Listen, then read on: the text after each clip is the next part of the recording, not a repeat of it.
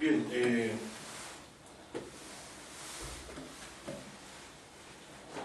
precisamente hoy, como todos los días, tenemos que escudriñar la Escritura, procurando encontrar en ellas a Jesucristo. Muchas personas van a la Escritura esperando que Dios les hable, pero la Biblia les va a hablar y les va a hacer que su corazón se vuelva hacia Jesucristo. Los apóstoles, al menos, que fueron testigos, a los cuales el Señor escogió, los 12, entendieron esto al final y al cabo, ¿no? Sobre todo con el último evento de los que les tocó ser testigos referente a las cosas que le acontecieron a Jesús, que es su propia resurrección, la resurrección del Señor. Entonces el apóstol Pedro, veamos que pasaba el tiempo de que el Señor Jesús se fue a la diestra de Dios, tuvo que, junto con Pablo y todos los demás apóstoles, tratar de animar la fe a la iglesia. Y de eso nos llevamos más de casi 2000 años, ¿cierto? Casi más de 2000 años llevamos nosotros aguardando y esperando y manteniendo viva esta expectativa en la iglesia. Ya sea por la predicación y ya sea por el recuerdo de la enseñanza apostólica a través de la Biblia. Pero es difícil mantener esta expectativa en el tiempo, porque el mismo Señor compara la espera del Señor con la situación de dos, de vírgenes que se durmieron y otras esperaron hasta el final, ¿cierto?, la venida del Señor. Pero, más que estar despiertos, ¿no?, en el sentido físico, Dios no estaba hablando ahí de estar despiertos en el sentido humano, ¿no? Velar es a veces necesario. Jesús, por ejemplo, en el que se venía a los discípulos, les dijo que velaran, ¿cierto? Pero se refería no tan solo al no dormir, sino dice que no entréis en tentación. Entonces, el velar es para que no entremos en tentación.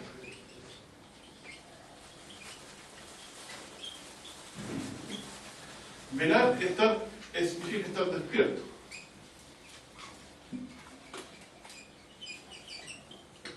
Pero el estar despierto, ¿en qué sentido? Atento. También es un sinónimo, ¿cierto? Atento, ¿no? Concentrado, debemos decir nosotros. Pero más bien despierto en un sentido espiritual.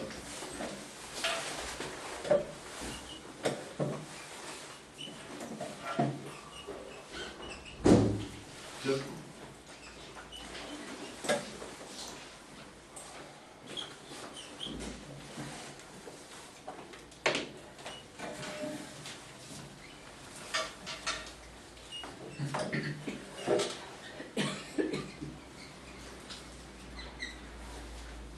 De las cuales las tres hermanitas, ¿no?, o el hermano y dos hermanitas, podríamos decir, la fe, la esperanza y el amor no son necesarios.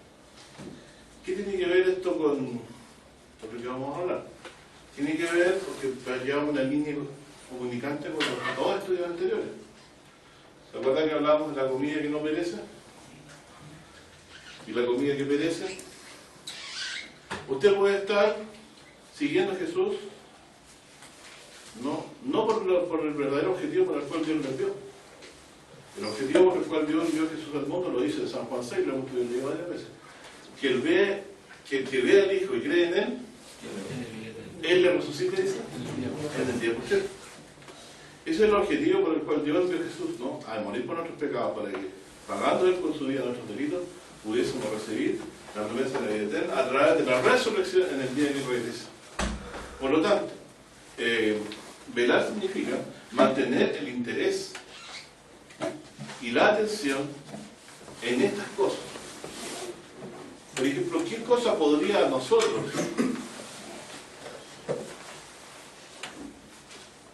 condenarnos según la Biblia? La apostasía propiamente tal, que consiste en la de que habla Pablo. Dice que es no tener al Hijo. Es precisamente no creer que Él es Hijo de Dios. Finalmente, por ejemplo, ¿qué pasa si usted cree que Jesús es Hijo de Dios, pero alguien viene por ahí y usa sabiduría del mundo y le dice, mira, en realidad Jesús fue un simple profeta más, o un iluminado más, o por lo que la historia puede decir de él, fue un hombre importante, pero no Hijo de Dios jamás? ¿Cierto? Entonces eso mina su confianza en el Hijo. Pero precisamente el objetivo de la Biblia es poner la confianza en el Hijo. Cuando disputaron con Jesús los que iban tras él por los panes y los peces, se resumió la discusión a dos cosas. Le dijeron, tú no eres más importante que Moisés, no puedes ser más importante que Moisés, porque Moisés dio a nuestros padres pan del cielo. Pero Jesús dice, yo les doy el verdadero pan del cielo. ¿Cuál es la diferencia? Dice, vuestros padres comieron del maná y murieron. Pero el que cree en mí, dice, aunque esté muerto, dice, vivirá, y hay una serie de otras enseñanzas en que podamos... Entonces, el gran desafío de la enseñanza de Jesucristo es este. Es que Él es dador de vida. Porque el Padre le ha entregado a sus manos, como Él mismo enseñó, la potestad de levantar a los muertos en el día postrero. El Padre dice a los que quiere dar vida, dice, así también el Hijo a los que quiere dar vida. Por lo tanto es evidente de que el centro de la expectativa y la esperanza nuestra es la vida eterna. Debemos estar atentos a fin de que nuestra confianza en el Señor Jesucristo permanezca para la vida eterna. Porque eso es lo que se nos querrá robar del corazón. Hay algunos que esto de la vida eterna por medio de Cristo les parece cuento chino, ¿cierto? Y siendo cristianos, tienen la mitad o menos de la convicción de que esto es así. ¿Qué vida eterna? Yo no he visto a nadie vivir eternamente, y en su propio corazón dudarán y creerán que hay cosas más importantes en la vida que recibir en Cristo Jesús vida eterna. Mira, en realidad yo soy salvo por gracia, tengo vida eterna, pero me he ido tan mal estos días, que ando tan deprimido y que en realidad mi corazón casi naufraga de la fe. ¿Cierto? ¿Por qué? Porque la alegría no está puesta en lo que se ha recibido por la fe, sino que está puesta en el bienestar que se puede recibir en esta vida. Así como la palabra velar nos indica, ¿no?, que nuestro corazón debe estar atento a estas cosas. ¿A qué cosas? A lo que se nos ha enseñado. ¿Qué cosas se nos ha enseñado? De que por gracia de Dios el Señor Jesús se dio por nosotros en la cruz y también resucitó para darnos certeza de vida eterna. Tener vida eterna no es cualquier cosa. Tener la certeza de vida eterna no es cualquier cosa. Es todo lo más importante que nos puede acontecer en esta vida. No hay ningún otro evento, y echémoslo a pelear. Usted puede ser millonario, pero la muerte se lo va a llevar. Usted puede tener la familia más grande y espectacular y hacer el olero al que tiene un puro hijo, no. Pero, aunque tenga muchos hijos, Dios decidirá quién se levanta de los muertos y quién no se levanta. Y es muy probable que si usted no enseñó la verdad de Cristo en su casa ni quiso padecer por ella, no se levante ninguno. ¿Para qué trabajó todo el tiempo? Para nada. Trabajó en vano. ¿Pero quién no trabajó en vano? El que sembró la buena semilla. La simiente que permanece para siempre, que es la buena nueva en los corazones de los creyentes, se transformará a la larga en certeza de vida en el día de la resurrección. Por lo tanto, ¿en qué se nos ha convertido Jesucristo a nosotros? Usted podrá decir, en realidad, yo creo que es mi Salvador, yo creo que es la vida, Pero la pregunta siempre va más allá. ¿Usted está completo en él? ¿La copa está rebosando en él? ¿Le falta algo más? Mira, en realidad yo creo que Jesús, pero soy huérfano, no tengo nada, soy pobre. ¿Qué hizo el pobre? Que se corrige su exaltación. Y el rico en su bajeza. Porque todo lo que tiene se corrompe. Claramente estamos diciendo de que si esto no se transforma en nuestra más encarecida blanco a alcanzar en nuestra vida, se nos va a ir en las manos. Hoy día a la tarde se van a jugar 2 partidos, se van a jugar la vida por obtener una corona corruptible, que pasados unos 10 años más va a traer la estadística y ya nadie se va a acordar. Así de trascendente son las victorias. Sin embargo, el que cree en el Señor Jesucristo va a entrar a la morada eterna, como estudiamos en el Apocalipsis. ¿Se acuerdan? Ni de que nosotros pensamos que vamos a estar frente al trono de Dios y vamos a vivir 10 noches en ese lugar. Entonces, tenemos que llegarnos a Jesucristo con confianza y transformándolo en el fundamento de nuestra vida, de nuestra expectativa de vida. Yo estoy vivo y feliz hoy porque Él vive. Y alguien dirá, qué pentecostal, hermano, me salió hoy día. No, hermano, Él vive.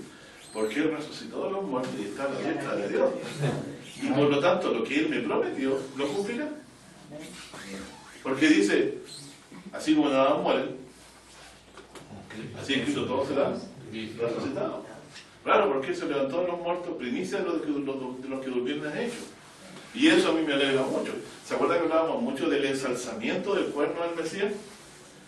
Dígame, ¿a dónde lo ensalzó Dios? A los suyos. Lo puso a la diestra suya. Entonces podríamos decir espectacularmente que nosotros seremos ensalzados con Él. Solamente que hemos de esperar el tiempo necesario. Pero en ese tiempo nos vienen a picotear las aves del maligno al corazón de distintas formas de disfraz. Usted no debería ser una persona amargada y triste, porque Jesucristo tiene vida eterna. Usted va a trascender la muerte. La muerte la va a engullir el Cristo en el día final. Lo mortal será absorbido, dice, por la vida. ¿Y qué valor tengo yo en decirlo? Ninguno. El Señor Jesús tiene el poder para hacer eso, porque Dios no levantó a los muertos. Y a Él le ha encargado esta potestad. Por eso es que toda potestad me da en el cielo y en la tierra, y ahora caigo en cuenta que eso se refiere a hacer juicio también, como dice Pablo en la carta del libro de Hechos, ¿cierto? O sea, en el libro de Hechos. ¿Dónde quiero llegar? Que si bien Jesús nos da, debemos trabajar por esta comida que no merece, si no valoramos la diferencia entre vida eterna y vida secular, si no apreciamos, eso se transformará en esto, que de la abundancia del corazón hablará la boca. Si usted está alegre por cualquier otra cosa, sabe que llega el trabajo de su día, me ascendieron, me alabaron, me encontraron bueno, Pablo, excelente. Pero si seguimos hablando de eso y eso produce más alegría, no es algo sano. ¿No? Pablo dice, para mí el vivir es Cristo. Y el morir, dice, ganarse. Este hombre trastocó su vida. Él podía haber vivido muy cómodamente persiguiendo a los cristianos. Le faltaban varios siglos para que se acabara la persecución. Pero Dios le obligó a cambiar su derrotero. Cuando se le apareció, ahí empezó el problema. Y parece que la aparición fue tan vívida que él no pudo llegar a pensar de que había sido un sueño. Se le apareció camino a Damasco. Y yo lo cuento 3 veces. Yo cuando iba camino a Damasco, iba con las almas, y se me apareció el Señor, dice, y me dijo, Saulo, ¿por qué me persigue? Y si yo, al que yo pensaba que estaba muerto, ahora lo veo vivo en Roma. Entonces él da testimonio de estas cosas con una certeza que uno, hoy día que las lee a veces palidecen en el tiempo, pero para los que Dios despierta su espíritu del corazón, ¿qué daría uno por escuchar al testigo que lo vio? Ese hombre no le quedaba duda.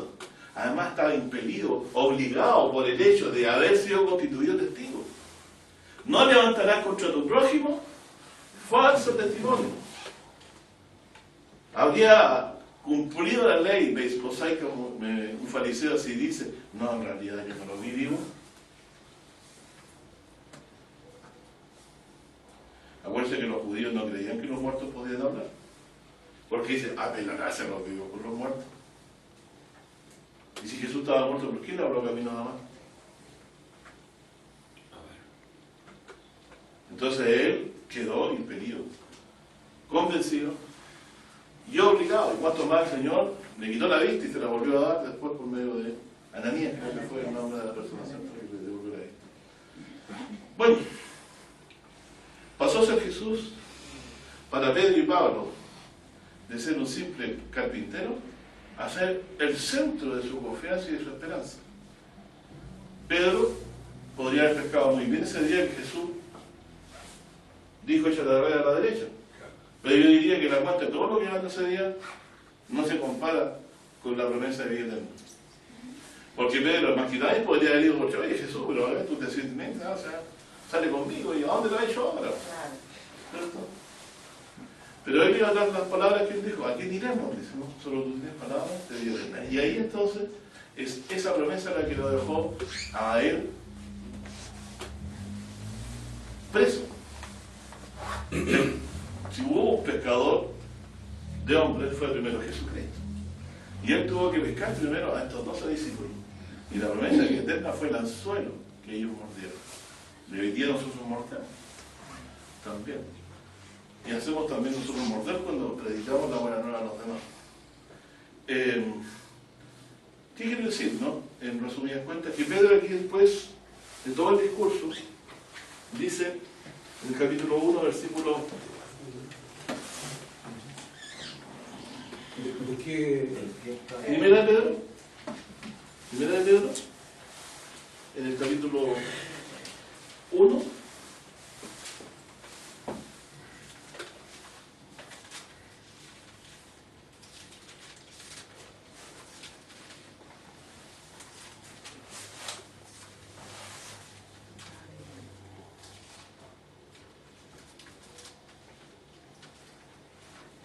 dice,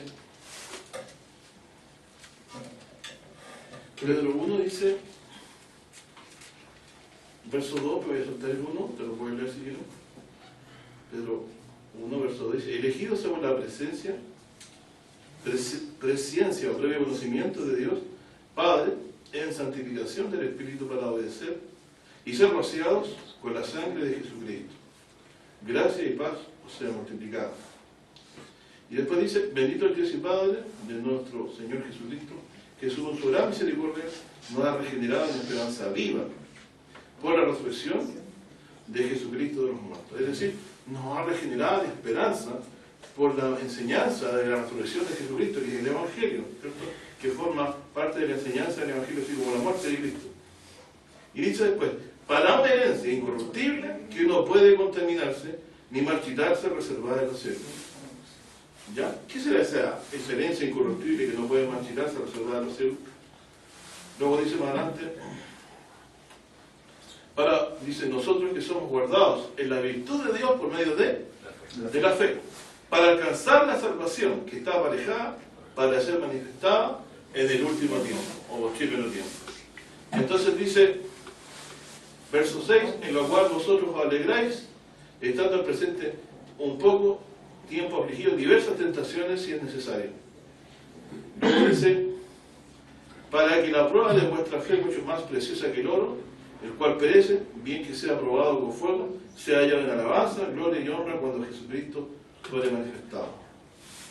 Al cual, no habiendo visto, le amáis. Estamos en la misma condición, ¿cierto? Amén. En el cual creyendo, aunque el presente no lo veáis, os alegráis con gozo inefable y glorificados. Miren qué increíble que creer a tal punto de que sin haber visto al Señor y las cosas que Él se promete, alegrar el corazón de esta gentiles a los cuales Pedro trae la buena nueva, ¿no? Bueno, de la misma manera este efecto tiene que estar en nosotros, ¿no? Y dice, no más adelante, Verso 14 dice, como hijos obedientes, no conformando los deseos que antes teníais, estando en vuestra ignorancia, sino que en aquel que os ha llamado santos, sed también vosotros santos, en toda conversación. Verso 16, porque está escrito, sed santos porque yo soy santo, dice. Luego dice más adelante, en el versículo 18 dice, sabiendo que habéis sido rescatados de vuestra vana conversación, la cual recibiste de vuestros padres, no con cosas corruptibles como oro o plata, sino con la sangre preciosa de Cristo, como de un cordero sin mancha y sin contaminación, ya ordenado de antes de la fundación del mundo, pero manifestado en los postreros tiempos, o en los últimos tiempos, por amor de vosotros, que por él creéis a Dios, el cual le resucitó de los muertos. Miren, ¿por qué dice que por él le creemos a Dios? La virtud de Cristo. Porque cuando creemos que él resucitó, ¿a quién creemos? En Dios.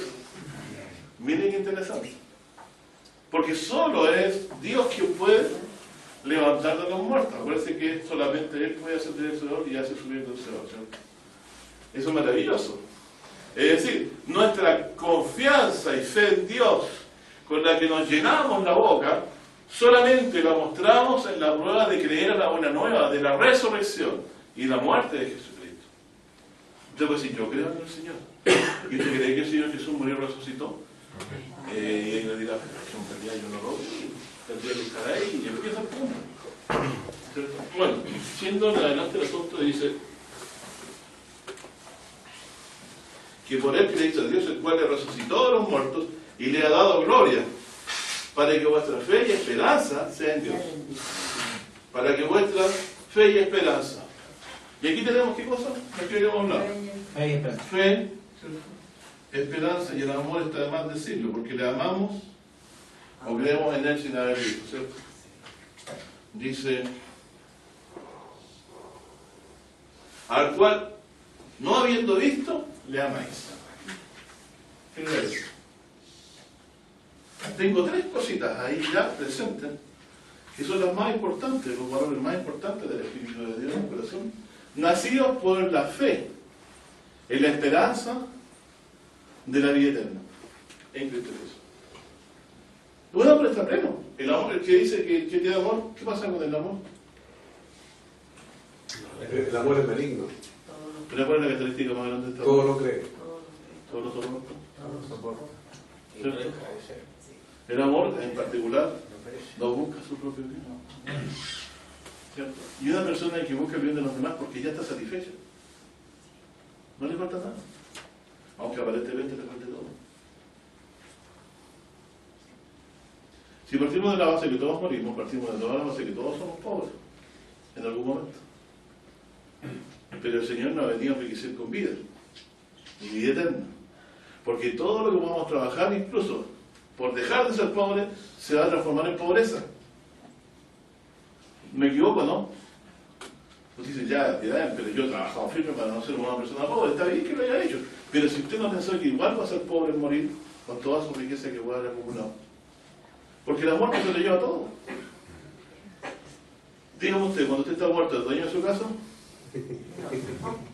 ¿Es dueño de su auto? ¿Es dueño de alguna cosa que haya quedado en la tierra? Ninguna cosa.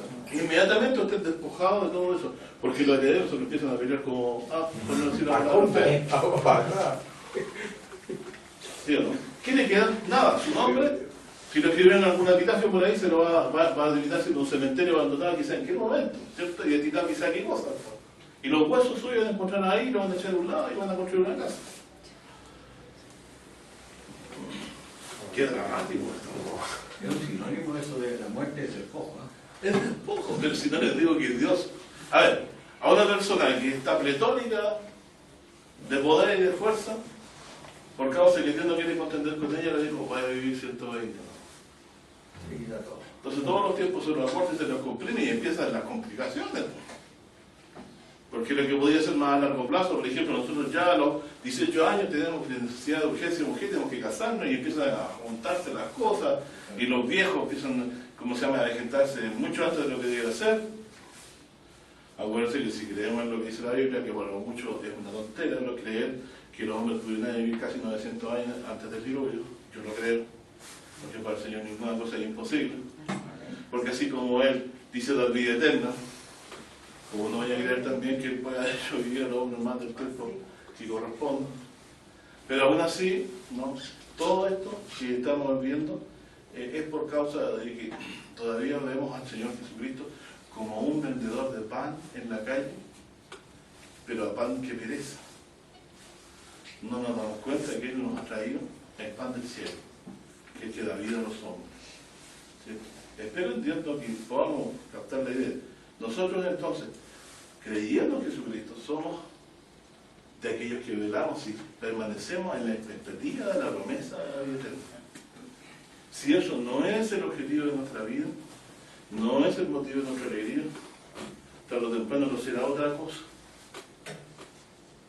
Eso lo ocupará otra cosa. ¿Usted cree que Pablo tenía algún blanco, aparte del que ya te había propuesto en Cristo Jesús? Ah, pero es que Pablo era Pablo. ¿Qué era Pablo? ¿Qué él dijo que era? A ver, era un hombre importante. Dice que era el más pequeño de todos los apóstoles, aunque lo que llegó a hacer lo fue a hacer por la gracia de Dios que Dios manifestó en él. ¿Cierto? Eso sí, el poder de él fue increíble, uno no llega a hacer nada en eso, en el poder que Dios manifestó en él. Pero Pablo era un hombre como nosotros. Simplemente que vio a Jesucristo. Dígame usted, ¿qué diferencia hay entre ver a Jesucristo o no verlo? Para la fe ninguna.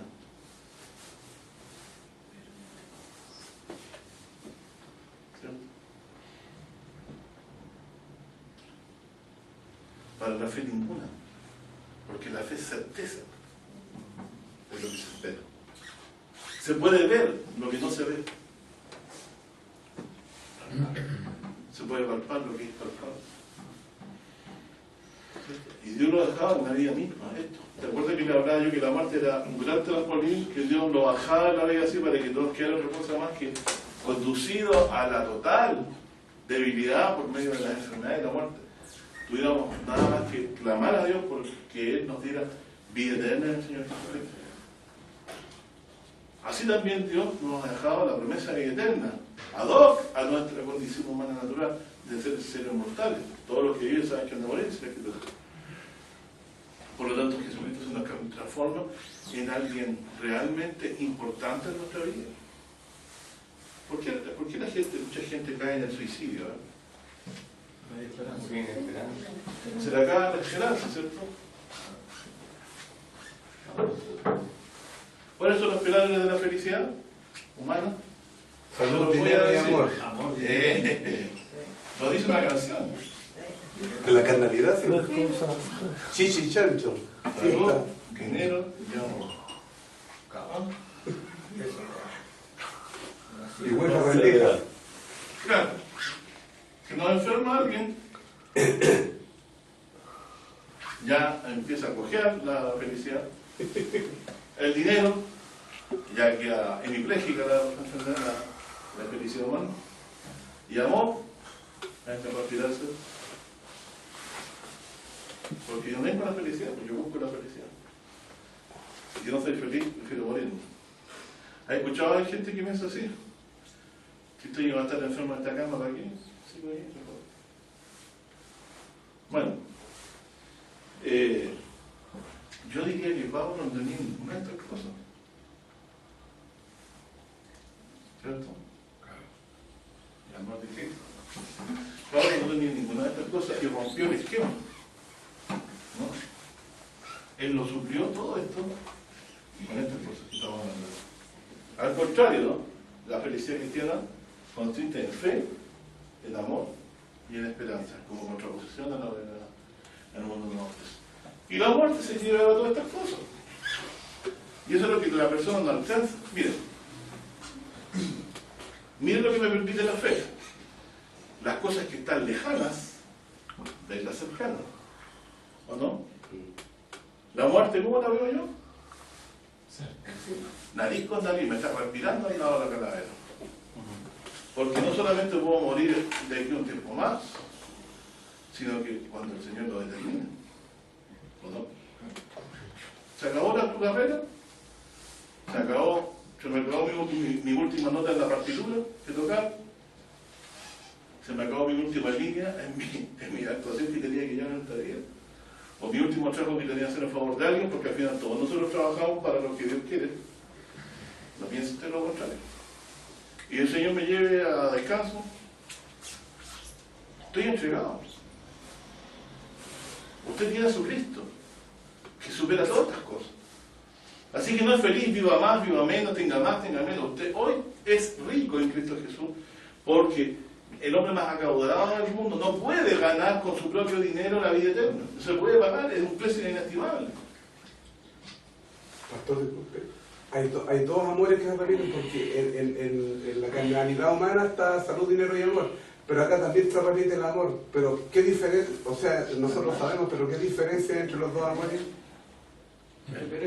Mira, tú sabes que cuando uno muere, por muy espectacular que haya sido la esposa que te tocó, y hermosa y bonita y todo lo que tú lo hayas querido, en el reino de los cielos no se casarán.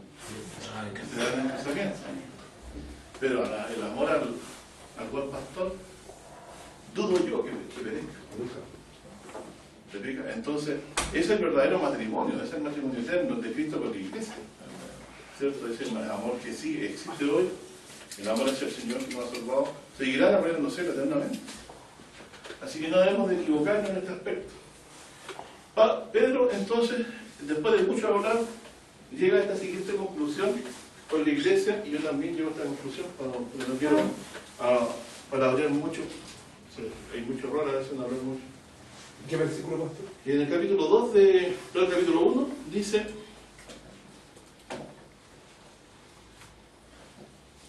verso 22, habiendo purificado vuestras almas en la obediencia a la verdad. Se refiere a que nos purificó por la fe en la buena nueva. Obediencia a la verdad significa creer al Cristo, que Cristo resucitó y murió. Porque acuérdense que por creer que resucitó le creemos a Dios, eso nos constituye entonces en hijos de Dios. ¿Ya? En la obediencia de la verdad, por el Espíritu, en caridad hermanable, sin fingimiento, amados unos a otros entrañablemente, de corazón puro. Verdaderamente es así. Cuando uno está satisfecho, cuando el león está satisfecho, no le tira un arañazo a nadie. No es así. Hasta juega con el león chico. Pero cuando tiene hambre el león, se puede comer hasta sus cachorros. Nosotros en nuestra naturaleza perversa somos así. Pero en Cristo Jesús estamos satisfechos siempre. Nada nos falta. No nos falta. Se dirá, tengo que decir que no, porque si no, el Señor no piensa así, porque empieza hasta todo el pensamiento que usted puede tener. No nos tiene todo en su redoma, todas las lágrimas que hemos echado. No, sin duda es así, ¿cierto? Que Dios es conocedor de él.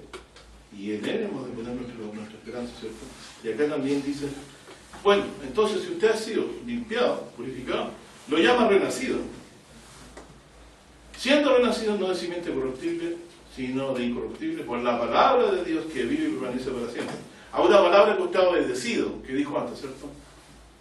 Porque toda carne es como la hierba, y toda gloria del hombre como la flor de la hierba. Se cose la hierba y la flor se cayó, mas la palabra del Señor permanece perpetuamente. Y esta es la palabra que por el Evangelio. Entonces, de todas las palabras, a ver, hagamos una competencia. Juntemos todos los libros de las mejores bibliotecas del mundo, pongámoslas a un lado y pongamos esta palabra aquí. ¿Qué palabra no va a caer en tierra? La palabra del Señor. ¿Pero qué palabra específicamente? ¿Pero qué palabra del Evangelio? Debe darle todo el Evangelio, bueno. Sí, hermano, pero hablamos más los ojitos. El Evangelio trae una promesa, ¿cierto? Porque si dice Cristo murió y resucitó, como un anuncio solamente, pero me dice para pagar tus pecados, y me dice para que tú tengas vida eterna, y cambia la cosa, dice, por favor, no buena noticia, ¿cierto? Cristo murió y resucitó. Entonces, ¿qué palabra no va a caer? Cuando el fuego de Dios abrace este mundo y no quede nada, como dice Pedro, los cielos se encenderán, las bibliotecas se encenderán, los mejores escritos de ciencia van a quedar, pero todo aquel que creyó en Jesucristo Que se dijo aquella que- palabra que dice, no será condenado. Luego dice, el que cree en mí tiene vida eterna. Los muertos oirán la voz del Hijo de Dios. Todas estas palabras escritas aquí, aunque se quemen las Biblias, se efectuarán en el día de mañana. En cambio, las palabras de hombre, los pensamientos, las ideas, las teorías, van a desaparecer. Van a desaparecer con los hombres que las escribieron, que buscaron cavar cisternas donde no había agua. Y además cisternas rotas que no retienen el agua. No hay ninguna filosofía, teoría humana que sacie la sed del hombre de vida. Porque el hombre, ¿de qué tiene sed? De vida, de vivir, de no morir. Y lo que anda arrastrando por la vida es pena permanente, porque un día va a tener que abandonar el goce que temporal que tiene. Y se engaña e inventa medios, maneras, el carrete, que los amigos, ¿ya? Y que la amiga y que las amigas, ¿cierto? A sentirse vivo, otros se tiran hasta ahora se están tirando con estos aparatos que como ardillas volantes, Sí. para sentirse vivo. Porque en realidad ellos ven que incluso les aburre el tener cosas. Hay algunos que tienen la lucidez de darse cuenta, pero a su mal, porque no buscan a Cristo, que en realidad ni la misma riqueza puede traer la complacencia. El humillar a otro, o sea, llegué a ver y lo humillé a todos, pero después ya, ¿quién más humilla? No me queda nadie más que humillar, me tendría que humillar a lo mismo, pero no me conviene. Tanta tontería entonces, el ser humano no sabe cómo edificar no tiene una estrategia sabia para edificar en fundamento sus expectativas. Miren, cuando nosotros vamos a edificar una casa, Lo echaron del paraíso. ¿qué es lo que? Claro, y lo echaron de la cabeza, parece, primeramente. Es decir, el ser humano quedó sin cese. Cuando nosotros edificamos algo, ¿qué es lo más triste que nos puede parecer? ¿Pasado? ¿Cierto? Que esto, Y a medio camino. que usted pudiera vivir 200 años con un espíritu errante, los espíritus no existen de muerto. No es más grande, más. Y llegar a su casa y lo mirar, ¿qué diría? No encontraría un palo parado, gente viviendo, quizás derruida, todo lo que usted trabaja en manos de otros. Y diría, ¿verdad lo que dijo San Ramón? Que es un grande mal que el hombre hay que dejar todo lo viene al fin del Eso no es más grande más que eso. ¿cierto? Y si va a su tumba, ve que ni siquiera la visitaron, ni la seca por ahí, y se da cuenta que en realidad los seres humanos no están querendones como nos espera. Y etcétera, etcétera, etcétera. Hay tantos tipos que he descrito de esa forma, novelas y cosas, viendo el contexto humano respecto de la muerte. Pero cuando uno tiene una estrategia espiritual, no edifica sobre tonteras, ni anda detrás de cosas maladíes. Miren, que cuando uno edifica la casa, primero sabe, cuenta bien, dice, para hacer los gastos, si se puede construir. Y Pablo dice, nadie me puede poner otro fundamento, el cual es Cristo. Y toda la gente se llena la boca con su esperanza en Cristo. Nadie puede poner otro fundamento como es Cristo, ¿no? Ya hablan todos los de ¿cómo se llama? Los de corbata y Biblia dorada. Pero no poner otro fundamento significa que la gente en su corazoncito no se le vaya a poner su confianza o su alegría en otra cosa que no sea en que digan Jesús murió y resucitó por ellos. A eso se refiere. Se refiere a su muerte y resurrección. Y esto significa, no, esto significa vida eterna.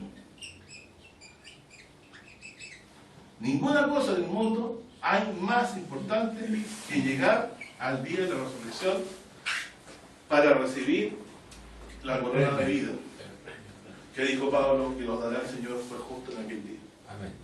No hay ninguna otra cosa por la causa por la cual vivir en esta vida más importante que eso. Y si usted tiene que trabajar para poder perfeccionarse, de entender, para que no le roben este premio, venga acá. Y nos ayudaremos entre todos, ¿cierto? Porque aquí el Espíritu de Dios guía toda la verdad. Pero si usted va tras otras cosas, tarde o temprano, la piedra que Dios ha puesto, ¿cierto? Aquí arriba, Se menosprecia. la piedra angular, No es así la piedra angular, no quise irme mucho en sofisticación de arquitectónica, porque en realidad se dibuja de otra forma, pero es la piedra principal. ¿Cierto? Todo se firma cuando hay arriba una piedra que le da sustento a las demás, esa es la idea. Pedro, eso es lo que está diciendo, dice que en realidad, ¿por qué yo soy renacido? ¿Cómo la palabra de Dios me ha hecho renacer? Incluso dice, no de simiente corruptible, sino de la incorruptible, y yo me veo tan, soy carne y hueso igual que antes. ¿Cuál es la diferencia? La fe.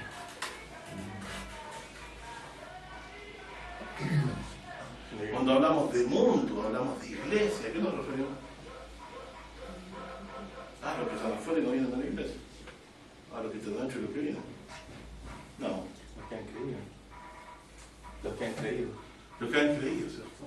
Es decir, podríamos decir los que esperan para alcanzar esta promesa. Algunos la saludaban de lejos, porque sabían que en vida no iban a recibir nada. Y por eso fue por la fe, ¿cierto? Terminando entonces, llego a este texto que dice, en 2 de Pedro ahora,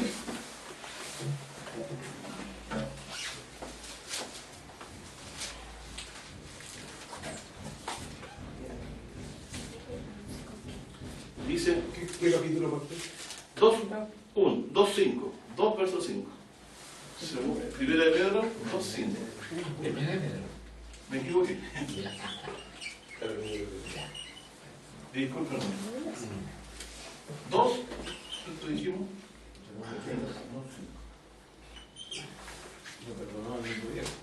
No, estoy en primera de Pedro 1, yo me equivoqué. 2:5. Sí. Dice aquí. Dice, vosotros también como piedras vivas, se edificaron una casa espiritual. ¿Estamos ahí todos leyendo? Sí. Ya. Vosotros también como piedras vivas, se edificaron una casa espiritual y un sacerdocio santo para ofrecer sacrificios espirituales, ojos, que sería la alabanza y el ayuda a los pobres, porque si quieren saber cuáles son nuestros sacrificios espirituales. Agradable a Dios por Jesucristo, por lo cual también contiene la Escritura. He aquí, pongo en Sión, no es menor esto que está diciendo aquí el texto, pongan atención. He aquí, pongo en Sión, la piedra o la principal piedra del ángulo, escogida, preciosa. ¿Quién la escogió? Dios la escogió. Este es mi hijo amado, ¿cierto? Escogida y preciosa. El que creyere en ella no será confundido o avergonzado, ¿cierto? Pero dice, ella, esta piedra, pues, honor a vosotros que creéis. Es decir, ¿cómo vemos nosotros la piedra? La salvación. Honorable, ¿cierto? Dice, más para los obedientes, la piedra que los edificadores reprobaron, esta fue hecha por cabeza de ángulo. Y piedra de tropiezo y roca de escándalo a aquellos que tropiezan en la palabra, o sea, en el Evangelio, siendo desobedientes. Al contrario de lo que se ha dicho al principio de la epístola, que ellos obedecieron a la verdad, ¿cierto? Y han sido renacidos por haber obedecido esa verdad. Para lo cual fueron también ordenados.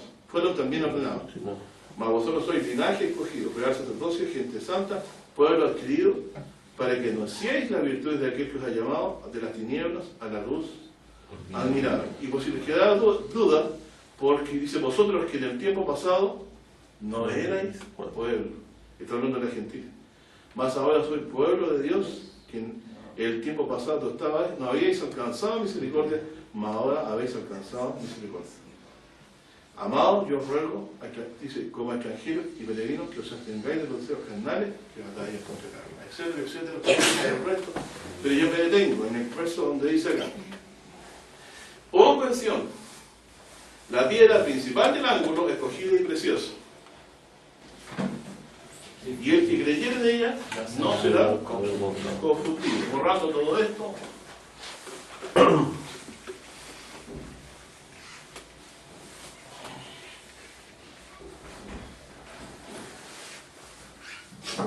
Hay una piedra que Dios ha puesto en Sión. En Sión, para que ustedes sepan, es un monte. Y aquí Dios ha puesto la piedra angular. ¿Cierto?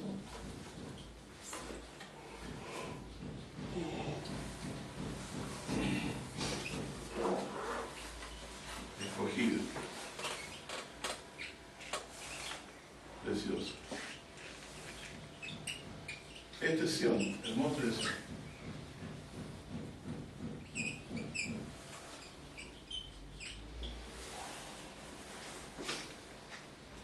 Escogí y precioso, esta es la piedra que yo escogí.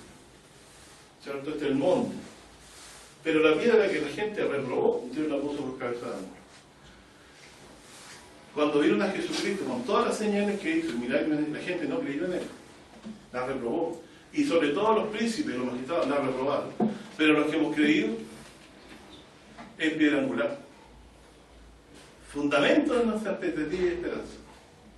No depende ni de un pastor, ni de una denominación, ni de nada. El Señor Jesucristo puede dar vida independientemente de la iglesia en que esté. Él tiene vida en sí mismo para dar a los que creen en Él. No hay que tener temor. Es que el Señor no pertenece a la iglesia fundada de Sutano, de Perengano, de Merengano, de lo que quiera. No, el Señor Jesús da vida eterna al que cree en Él. Al que cree que murió y resucitó. Y el que cree que murió y resucitó entrará en el reino de los cielos. Y no hay ninguna otra cosa más que Dios nos requiera más un corazón arrepentido de nuestros pecados para recibir el perdón de vida eterna. El perdón y la vida eterna. Dios lo ha puesto por cabeza. Y miren lo ha puesto en Sion. A ver si rebobinamos lo que hemos estudiado antes para terminar. Dios ha puesto en Sion. Salmo 2. Yo he puesto a mi rey En la santa ciudad. Salmo 2, yo he puesto a mi rey sobre... ¿Dónde dice? Yo he puesto a mi rey sobre... A ver, busquemos el Salmo 2. Estoy diciendo así para ver que nos acordemos. Porque se amotinan los pueblos, están los reyes de la tierra, Cristo de vosotros unidos contra Jehová por tu confío. Y dice, yo he puesto, dice. Yo espero he puesto mi rey Sobre Sion. Entonces esta piedra angular es un rey. monte de mi santidad. Y Sion es el monte de Dios santo. Y usted quiere decir esto es Jerusalén. Si lo puso por rey, segundo Apocalipsis, rey del reino más o rey de reyes. Rey de reyes. Para que todos confirmen en él. Para que pongamos nuestra esperanza en él. Porque él puede dar vida a los que creen. El 2.6. Y él no va a regir las naciones. ¿Qué le parece la relación? ¿No es maravilloso? De que para nuestro corazón Jesús es puesto por piedra angular, pero dice más, la pongo en Sion, para que gobierne sobre todos los reinos de la tierra. ¿Se acuerdan también por ahí que Isaías dice lo parecido? Que dice que de Sion saldrá la ley. ¿De acuerdo, no? Sí. Ya. Entonces, bueno, ustedes lo pueden buscar. Y ahora,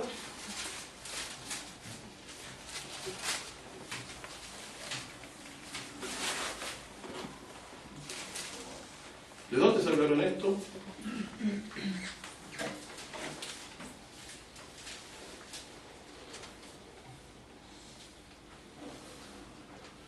En el Salmo 118 lo decía, de ahí lo tomaron los discípulos. Dice,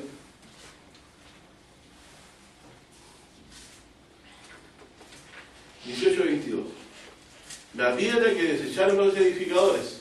¿Qué decía Isaías 53? Despreciado y desechado entre los hombres. ¿Ya? Había Dios en cabeza de ángulo. De parte de Jehová es esto. Es maravilloso en nuestros ojos. Este es el día que hizo Jehová, nos gozaremos y le creeremos en él. Entonces aquí está claramente dicho de que Dios va a hacer de esta forma, ¿no? Y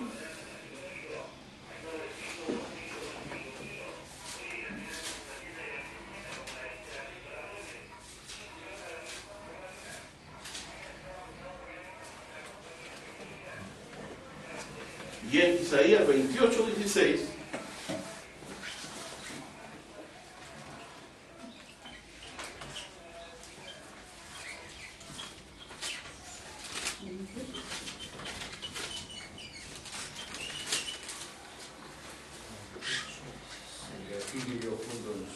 una piedra de fortaleza, de esquina, de precio, de cimiento estable, de lleno no se no se apresure, o sea, o no será avergonzado. Y dice, lea que sigue, mire qué maravilloso. Y ajustaré el juicio a cordero, y a nivel la justicia, y granizo barrerá la acogida de la mentira, y aguas arrollará el escondido. O sea, ¿qué va a venir a hacer? A sacar lo oculto a luz. Y será anulado vuestro concierto con la muerte. Claro, porque ellos pensaban que por ser así, impiden iban a hacer que iban a librar de la muerte. Se creían más sabios, que iban a escapar del juicio de Dios. Entonces, yo pongo a alguien con motivos de confianza, estable. Y esta es la descendencia que hemos estudiado varias veces de Daniel, ¿cierto? La misericordia fiel de David, se nos junta todo el texto. Pero, ¿qué sirve que Dios la ponga por roca de confianza si usted en su corazón todavía no procede como Dios lo ha hecho para con nosotros, de ponernos a Jesús como roca de confianza? Usted todavía está titubeante ahí respecto de Jesús. Y para usted no es motivo de su gozo, ni de su alegría. No hay provecho en eso, pero para los que somos guiados del Espíritu de Dios, seguimos el sentir del Espíritu de Dios, estas cosas no son, como dicen, escogidas, preciosas.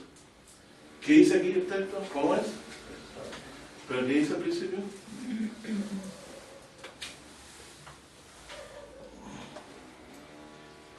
Piedra de fortaleza, dice, de esquina de precio, de cimiento estable, de fortaleza, o sea, de confianza, que pongamos en él nuestra confianza. Cimiento estable está bien. Claro, como dice Pablo, nadie puede poner otro fundamento. Y en el Salmo 118 había dicho que será cosa maravillosa en nuestros ojos, lo leímos.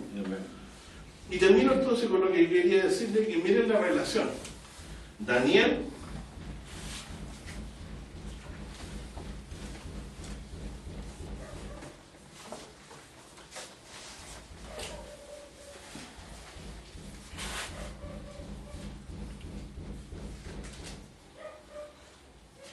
capítulo 2.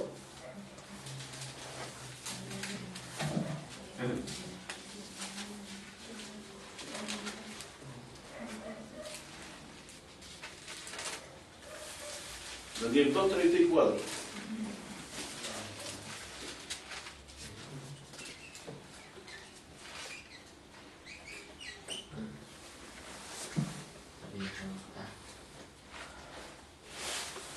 Queda un poquito ya.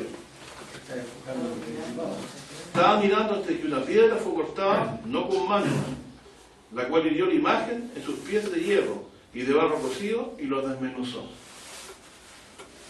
Entonces fue también desmenuzado el hierro, el barro cocido, el metal, la perla de oro, y se tornaron como tamos de las eras del verano.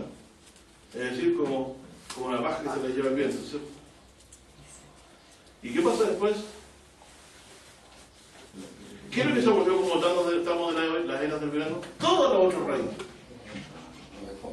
Y nunca más, miren, se les halló lugar, por si alguien cree que van a volver a resucitar. Más la piedra que hirió la imagen, y esto me fue revelado. No, nada que me fue revelado. Me di cuenta, leyendo la escritura, de qué es lo que dice aquí. Y esto, de lo gracias a Dios, te he puesto los ojitos más aquí en esta parte. Y la piedra que hirió la imagen se transformó en ¿qué? En un grande monte que llenó toda la tierra. Y ese monte, donde Dios muestra qué cosa? A su rey. Y esa piedra, ¿quién es? Jesucristo. Fue cortado no con mano, él vino a destruir. Es necesario que reina hasta venir a poner a todos sus enemigos por el trabajo de sus pies. Pero esta misma piedra que fue de roca de caída y de destrucción para el mundo, para nosotros es roca de confianza. Porque Dios la va a levantar como monte para que todos corramos a ese monte a escuchar la salvación de Dios por boca del mismo Señor Jesucristo. Que Dios le bendiga a mi hermano, esto es lo que pude rescatar de lo que estudié. Hermano, y dice una parte, parece que yo lo leí, que dice que la represalia celestial se va a posar en silencio. Bueno, si usted lee en el libro de Zacarías, es prácticamente ahí, porque dice que en el monte de la oliva va a poner el Señor sus pies de la oliva. Y el monte de la oliva está como de aquí a 2 cuadras más de Jerusalén. Así que una distancia muy poco considerable. Y si además ahí usted pone el centro de la ciudad y hace los 2.300 kilómetros, que incluye además de excelencia. Bien, Dios le bendiga, mi hermano. Amén. Que esta piedra que Dios ha puesto en la cabeza de confianza la haya puesto también en los corazones, que es lo más importante.